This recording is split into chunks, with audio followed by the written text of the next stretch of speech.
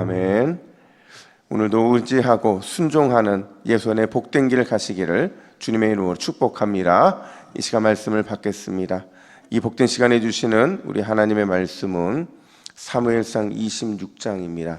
사무엘상 26장 1절부터 12절까지의 말씀입니다.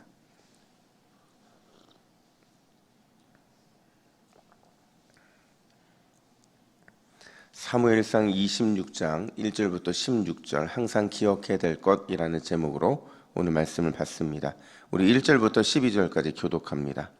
10사람이 기브야에 와서 사울에게 말하여 이르되 다윗이 광야 앞 하길라 산에 숨지 아니하였나이까 하매 사울이 일어나 10광야에서 다윗을 찾으려고 이스라엘에서 택한 사람 3,000명과 함께 10광야로 내려가서 사울이 광야 앞 하길라 산 길가에 진친지라 다윗이 광야에 있더니 사울이 자기를 따라 광야로 들어옴을 알고 이에 다윗이 정탐꾼을 보내어 사울이 과연 이른 줄 알고 다윗이 일어나 사울의 진친 곳에 이르러 사울과 넬의 아들 군사령관 아브넬이 머무른 곳을 본즉 사울이 진영 가운데에 누웠고 백성은 그를 둘러 진쳤더라. 이에 다윗이 햇사람 아히멜렉과 수르야의 아들 요압의 아우 아비사에게 물어 이르되 누가 나와 더불어 진영에 내려가서 사울에게 이르겠느냐 하니 아비새가 이르되 내가 함께 가겠나이다. 다윗과 아비새가 밤에 그 백성에게 나아가 본즉 사울이 진영 가운데 누워 자고 창은 머리 곁 땅에 꽂혀 있고 아브넬과 백성들은 그를 둘러 누웠는지라. 아비새가 다윗에게 이르되 하나님이 오늘 당신의 원수를 당신의 손기에 넘기셨나이다. 그러므로 청하오니 내가 창으로 그를 찔러서 단번에 땅에 꽂게 하소서. 내가 그를 2번 찌를 것이 없으리이다 하니 다윗이 아비새에게 이르되 죽이지 말라. 누구든지 손을 들어 여호와의 기름 부음 받은 자를 치면 죄가 없겠느냐 하고 다윗이 또 이르되 여호와께서 살아계심을 두고 맹세하노니 여호와께서 그를 치시리니 혹은 죽은 날이 이르거나 혹은 전쟁에 나가서 망하리라. 내가 손을 들어 여호와의 기름 부음 받은 자를 치는 것을 여호와께서 금하시나니 너는 그의 머리 곁에 있는 창과 물병만 가지고 가자 하고 다윗이 사울의 머리 곁에서 창과 물병을 가지고 떠나가되 아무도 보거나 눈치채지 못하고 깨어있는 사람도 없었으니 이는 여호와께서 그들을 깊이 잠들게 하셨으므로 그들이 다 잠들어 있었기 때문이었더라. 아멘. 며칠 전에 저희 아들하고 같이 차를 타고 이동을 하는데 무슨 얘기를 하고 있었어요. 근데 그 얘기가 제가 예전에 했던 얘기 같은 거예요. 그리고 그 장면이 예전에 했던 그 장면처럼 똑같이 느껴지는 겁니다. 여러분, 이런 현상을 어떤 현상이라고 말하는 줄 아세요? 데자뷰라고 말을 합니다. 분명히 처음 경험하는 건데 이미 보았던 것 같고 또 경험한 것 같이 느껴지는 현상, 그걸 우리는 데자뷰라고 말을 하는데요. 왜 이런 현상이 우리의 삶에 나타나느냐? 아직 정확한 연구는 이루어지지 않았어요. 근데 추측하기로는 우리 속에 우리 이 뇌가 오류를 일으켰다는 거죠. 너무 많은 것들을 저장하고 다양한 것들을 저장하다 보니까 뇌 속에서 이 혼돈이 일어나고 혼선이 일어나는 게 바로 이 데자부 현상이라고 말을 한다는 거예요. 오늘 본문도 좀 그렇습니다. 오늘 본문을 자세히 보면 언제 한번 했던 얘기 같아요. 내용도 그렇고 스토리 전개도 그렇고 등장인물도 그렇고 심지어 결론까지도 너무나도 비슷한 걸 보게 돼요. 여러분, 우리가 했을까요? 안 했을까요? 했어요. 24장에서 우리가 이 비슷한 이야기를 다뤘는데 다른 이야기입니다. 왜 다른 이야기냐? 장소가 다르기 때문에 그래요. 앞선 24장은 엔게디 광야에 있을 때 일어난 일이고요. 오늘 본문은 10광야에 있을 때 일어난 일이기 때문에 그래요. 특별히 오늘 본문은 2가지 질문을 우리에게 던지면서 과연 이 비슷해 보이는 사건 속에서 우리의 영적인 삶의 방향이 어떠해야 되는지를 우리에게 교훈하고 있는데, 첫 번째가 뭐냐? 본문은 우리에게 이런 질문을 던지는 겁니다. 지금 당신은 무엇을 쫓고 있습니까? 라는 질문을 던진다는 거죠. 여러분 기억하실 겁니다.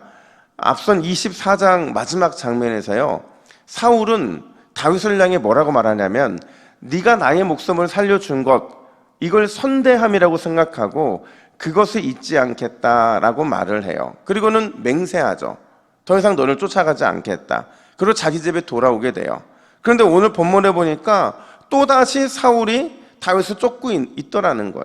도대체 왜 이제는 쫓지 않겠다고 말해놓고 다시 또 쫓고 있는 걸까? 그 이유가 뭐냐면요, 이미 사울은 삶의 방향을 잃어버렸기 때문에 그래요. 여러분, 삶의 방향을 잃어버리고 나니까 자꾸 엉뚱한 것을 쫓는 인생이 되고 말더라는 거죠. 여러분, 앞선 24장에서 사울이 쫓았고 지금도 요즘 쫓고 있는 게 뭐냐? 2절 말씀을 보세요. 2절 말씀 같이 한번 읽어볼까요? 시작. 사울이 일어나 십 광야에서 다윗을 찾으려고 이스라엘에서 택한 사람 3,000명과 함께 십 광야로 내려가서. 자, 여러분, 사울이 지금 쫓고 있는 게 뭐예요? 다윗이잖아요. 사울은요, 처음부터 끝까지 오직 다윗만 찾습니다. 다윗 찾는 것에만 집중돼 있어요. 그러다 보니까 자신이 분명히 맹세했음에도 불구하고 다시 10사람들이 다윗이 있는 곳을 고발하자 그 마음속에서 자신이 다시 다윗을 쫓아야겠다라는 생각을 하게 됐다라는 거예요. 근데 중요한 건, 그럼 왜 자꾸 사울은 다윗을 쫓는 인생이 되었느냐, 왜 여기에 혈안이 되어 있느냐 하는 거죠. 여러분, 그 이유가 뭐냐면요, 잘 생각해 보세요. 사울이 하나님께 번을 받은 다음부터 지금까지 다른 모든 것을 쫓는데 유일하게 하나 쫓지 않은 게 있었어요. 그게 뭔지 아세요? 바로 하나님이에요. 사울이 하나님을 쫓는 삶을 포기하자, 그 삶을 살지 않자 사울은 이 세상의 다른 것들을 쫓기 시작하더라는 거죠. 그는 하나님의 뜻을 찾지도 않고 하나님의 은혜를 구하지도 않고 하나님의 능력을 쫓지도 않는, 거기에서 인생의 기쁨을 찾지 못하니까 자기의 힘과 자기의 시간과 자기의 노력을 자꾸 엉뚱한 곳에 허비하게 된다라는 거죠. 반면에 다윗은 어떠느냐? 여러분, 다윗은요, 초지일관, 물론 그가 실수할 때도 있고 넘어질 때도 있었지만 무엇을 쫓고 무엇을 찾고 무엇을 구해야 하는지 정확하게 알더라는 거예요. 10절 말씀을 보세요. 우리 10절 말씀도 같이 한번 읽어볼까요? 시작. 여호와께서 그를 치시리니 혹은 죽은 날이 이르거나 또는 전장에 나가서 망하리라. 자, 여러분, 다윗이 뭐라고 말하냐면 여호와께서 그를 치시리니 이렇게 말을 해요.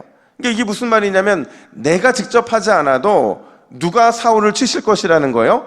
하나님이 치실 거라는 거죠.